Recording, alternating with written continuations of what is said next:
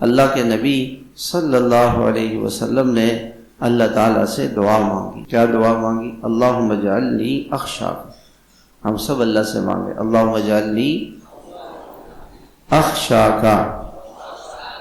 اس کا ترجمہ کیا ہے؟ اگر عربی یاد ہو تو بہت ہی اچھا ہے. اللہم اجعلنی اخشاک، اے اللہ مجھے اپنے آپ سے سب سے زیادہ ڈرنے والا بنا. آپ تو تھے اللہ سے سب سے ڈرنے والے، پھر بھی اللہ سے مانگے. اور اس کا طریقہ کیا ہوگا؟ کأنی اراک ابدا، اے اللہ میں ہر وقت آپ کو دیکھتا ہوں.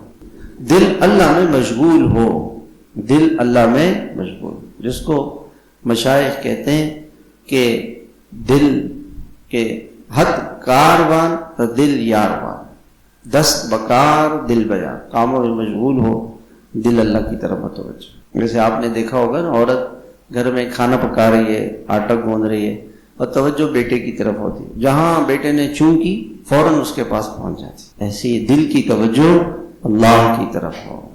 کسی بھی کام میں مشغول ہو مگر دل کی توجہ، اور اس پر یہ محنت ہے، محنت. اسی کو انابت کہتے ہیں، منیب. ان ابراہیم لأواہ حلیم منیب.